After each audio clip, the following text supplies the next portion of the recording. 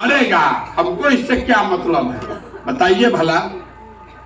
कि परिवार के मुखिया के राव लेकर अगर दौड़ता गिर जाई और रोवे लागी तो रोवा ओकरा के चुप कराई, बाकी कह कि ले तू दौड़त रहे ऐसे गिर गल जा रो। तो ये नीतीश कुमार का हालत देखिए।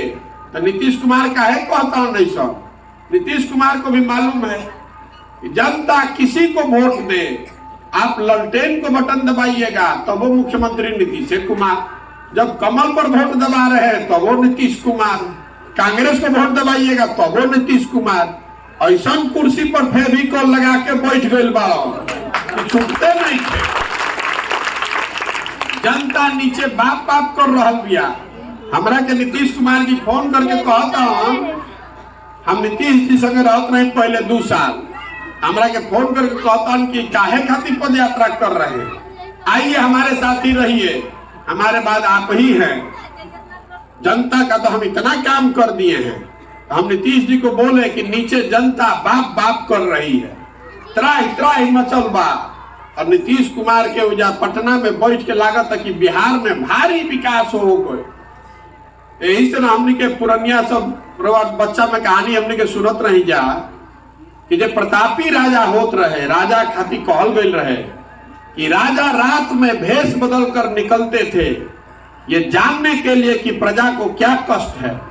अब आज जिसको आपने राजा बनाया है वोट देकर, रात के तो बात छोड़ दी, दिनों में आपसे मिलने नहीं आता है, आपका हाल देखने नहीं आ रहा है। और अगर आ रहा है, अगर कोई नेता आवता, मंत्री आवता, इतना पुलिस लेके चलता कि जनता से ओकरा भेंटे नहीं के। मंच पर बैठिए नेताजी और जनता इतना दूर कि जनता से कोई बात ना हो सके। ऐसा बुझाता कि रउआ से अगर शरीर से छुआ गई हम तो उनका कोरोना हो जाएगा। ये दशा है, ये दुर्दशा है बिहार का।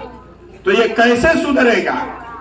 ये लोग बता रहा है कि भैया विकल्प नहीं था बिहार में, क्या करे, 2 दल था, विकल्प आप बनाइए तो हम लोग सब आपका मदद करेंगे। तो हम आपको बताने आए हैं कि जो पूरा जन सुराज का अभियान है ये विकल्प बनाने का अभियान नहीं है, ये दल बनाने का अभियान नहीं है। बिहार में दल कैसे बनेला?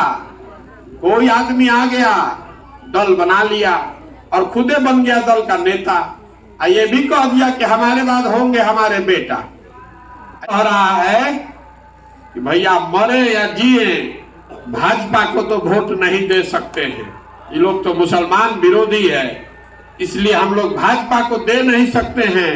तो बिहार में बचल के लालू जी के ललटेन, तो चलो ललटेने के वोट दे दिया जाओ।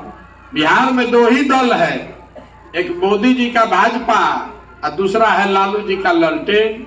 नीतीश कुमार का तो कोई भरोसे नहीं है, कभी ललटेन पकड़ के लटकेंगे, कभी कमल पकड़ के तैर रहे हैं।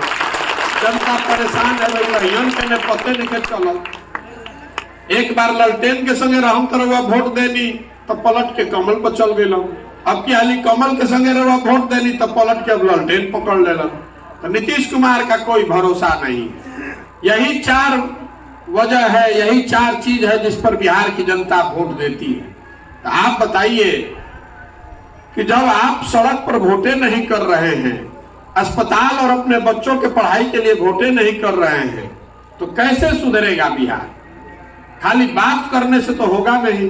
जहां पर चले जाइए, गांव देहात में, घर में, खेत में, खलिहान में, दलान में, चाय के दुकान पर, सैलून में, जहां आदमी बैठता वो बड़का बड़का बतियावता, लेकिन वोटवा होता तो यही 4 चीज पर वोट दी।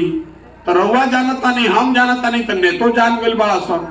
नेता भी जान गया है कि जनता कतनो बतिया लो, खिसिया जाओ, हंस के चाहे गा के, कितनों खिसिया जाए जनता, वोटवा हमरे के दी जो यहाँ जा कहा। डर के मारे आधा आदमी लालू जी के डर से भाजपा के वोट देता और आधा आदमी भाजपा के डर से लालू जी के वोट देता। इसीलिए बिहार नहीं सुधर रहा है। बिहार इसलिए नहीं सुधर रहा है कि यहाँ का जो जनप्रतिनिधि है, विधायक है, MP है, उसके मन से हारने का डर खत्म हो गया। उसको मालूम है कि जनता हल्ला मचा ले, लेकिन हम अंत आते आते यही जात पर, धर्म पर, लालू और मोदी के नाम पर वोट पड़ेगा। जिस दिन वोट पड़ता है उस दिन आप अपने बच्चों को भूल जाते हैं। उस दिन आप भूल जाते हैं कि आप अस्पताल में गए थे, आपको दवा नहीं मिला था। उस दिन रउआ भुला गई नहीं कि कोरोना में कितना तकलीफ में आपके घर का आदमी पड़ा था। सब बात भुला गई। आदमी जात पर वोट दे देता हूं, इसीलिए नहीं बिहार सुधर रहा। तो पदयात्रा इसलिए कर रहे हैं कि गांव गांव जाकर लोगों को हाथ जोड़कर ये समझाएं कि भाई अगर आप अपना नहीं तो अपने बच्चों का कम से कम चेहरा देखिए। अगर आप अपना और अपने बच्चों का चिंता नहीं कीजिएगा, है ये बन रहा है झारखंड में, गुजरात में, तमिलनाडु में, कितना आदमी इधर खड़ा बालन। बताइए जरा बिहार में क्या बन रहा है? अरे आपसे पूछ रहे हैं बिहार में क्या बन रहा है? कुछ नहीं बन रहा है। हम आपको बताते हैं क्या बन रहा है। पूरा बिहार में जवान लड़कन के मजदूर बनावल जा रहा बा। हमने के मजदूर बनावे के फैक्ट्री बन गई बानी जा। देश भर में जरा मजदूर चाहिए कहता जा 100 गो बिहारी पकड़ के ले आओ। जिसका खेत नहीं कट रहा है तो कहता है कि बिहार से 100 आदमी को पकड़ के ले आओ। किसी का फैक्ट्री बंद है तो कहता है बिहार से 20 आदमी को लेकर आओ। ये जो बिहार है ये ज्ञान की भूमि रही है। कभी यहाँ पर देवताओं को भी पढ़ने आना पड़ा, देवताओं को भी ज्ञान मिला बिहार आकर। और आज व्यवस्था ने, नेताओं ने और जनता ने मिलकर इसको हम लोगों ने मजदूर बनाने का फैक्ट्री बना दिया है। बाहर जाइएगा बिहार से तो बिहारी शब्द ही गाली बन गया है। कहता है बिहारी मतलब अनपढ़, बिहारी मतलब बेवकूफ। और हम लोग का आंखें नहीं खुल रहा है। यहाँ जितने लोग खड़े हैं ज्यादातर घरों से कोई ना कोई बाहर जाकर रोजी रोजगार कर रहा होगा। मजदूरी करने लड़के आपके घर के समान बाहर जाकर 10,000, 15,000, 20,000 रुपया खाती। जवान लड़का 25 साल 30 साल का पेट पर झोला बांध के जैसे जानवर जाता है वैसे ट्रेन में आदमी एक दूसरा के कंधा पर बैठ के जाता हन, लेटरिन में बैठ के जाता हन, सीढ़ी पर लटक के जाता हन। जहाँ रेलवे स्टेशन पर चले जाइए बिहार में ट्रेन में बैठने का जगह नहीं है। सब आदमी मजदूरी करने जा रहा है। जहाँ जाता है बड़े बड़े शहरों में वहाँ सबसे गंदे जगह पर रहता है। छोटे छोटे कमरों में 4-4, 5-5 लड़के रह रहे हैं। जीना मुश्किल है। वहाँ 15,000 रुपया 20,000 रुपया कमाता है, अपना पेट काटता है कि 6,000, 7,000, 8,000 रुपये घरे भेजें ताकि उसका परिवार चल सके। और आपका हमारा आंख नहीं खुल रहा है। हम लोग जात में फंसे हुए हैं, धर्म में फंसे हुए हैं। तो कैसे सुधरेगा ये बात? यहाँ बताइए, यहाँ बैठे हुए हैं गुजरात का आदमी आकर कोई मजदूरी कर रहा है? यहाँ पर पंजाब का आदमी आकर मजदूरी कर रहा है? काहे नहीं कर रहा? वहां पर भी गरीबी है, वहां पर भी भ्रष्टाचार है, वहां पर भी इसी देश का कानून लागू है। पंजाब का, गुजरात का, तमिलनाडु का आदमी आकर बिहार में मजदूरी क्यों नहीं कर रहा है? इसलिए नहीं कर रहा है कि वहां का सरकार इतना व्यवस्था कर दिया है कि 10-15 हजार रुपया का रोजी रोजगार करने के लिए लोगों को अपना घर परिवार गांव छोड़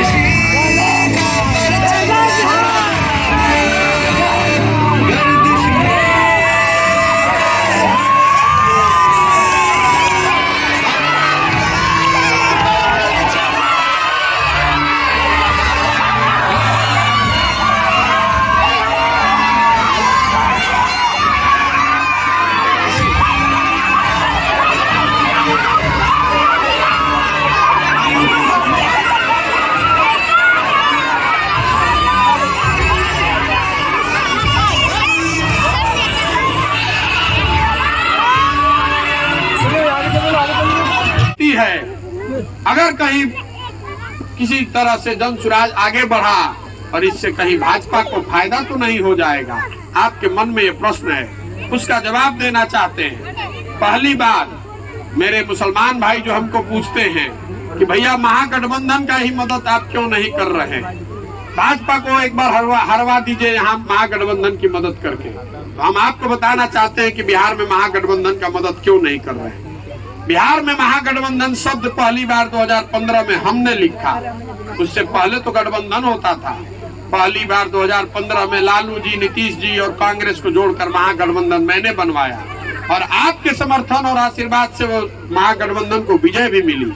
लेकिन नीतीश कुमार 2015 में जीतने के बाद जब मैं पंजाब चला गया तो नीतीश कुमार अकारण बिना किसी वजह के उस महागठबंधन को छोड़कर भाजपा में चले गए। तो आप जरा बताइए, जितने लोग ये कह रहे हैं कि महागठबंधन का मदद कीजिए, इस बात की कौन गारंटी लेगा कि मैं फिर से 2 साल अगर उनकी मदद कर दूं और ये आदमी फिर नहीं पलटेगा। आप नीतीश कुमार को कितना जानते हैं? हम उस आदमी के साथ 2 साल उनके घर में रहे हैं। मैं नीतीश कुमार को जितना जानता हूं उतना शायद ही कोई जानता होगा बिहार में। मैं आपको लिख कर देता हूँ, आज का तारीख नोट करके रखिए। हमको आपका वोट नहीं चाहिए। आप महागठबंधन को वोट दीजिए, घबराइए नहीं, आपका वोट बटेगा नहीं। आप महागठबंधन को वोट दीजिए, लेकिन लिख कर रखिए आपके साथ फिर धोखा होगा। ये आदमी फिर पलटेगा, ये आदमी फिर आपको छोड़कर भागेगा। ये आज यहाँ महागठबंधन बनाए हैं और दिल्ली में भाजपा के साथ बैठे हुए हैं। दिल्ली में राज्यसभा में उप सभापति कौन है? जदयू के नीतीश कुमार के पार्टी के हरिवंश जी वहाँ उप सभापति हैं। जो कानून बनता है वो उप सभापति के निगरानी में बनता है। अगर भाजपा से अलग हो गए हैं तो अपने उप सभापति को काहे नहीं हटा रहे हैं? भाजपा इनको क्यों नहीं हटा रही है? इसलिए नहीं हटा रहे हैं, ये भाजपा से खिड़की खोल के रखना चाहते हैं। बिहार में अगर स्थिति फिर गड़बड़ हुई तो ये आदमी फिर भागेगा, इसीलिए इनके साथ काम नहीं कर रहे हैं। इस आदमी ने 1 बार नहीं 2 बार 3 बार हमको ठगा। आपको याद होगा सीए एनआरसी, तब मैं नीतीश कुमार के दल में था। हम लोग की पार्टी में ये चर्चा हुई थी, ये निर्णय हुआ था कि सीए एनआरसी पर हम लोग इसके विरोध में खड़े होंगे। ये इन्होंने निर्णय बदलकर पार्लियामेंट में सीए एनआरसी के पक्ष में मतदान किया। मैंने नीतीश कुमार जी से पूछा कि अगर हम लोगों ने पार्टी में निर्णय लिया था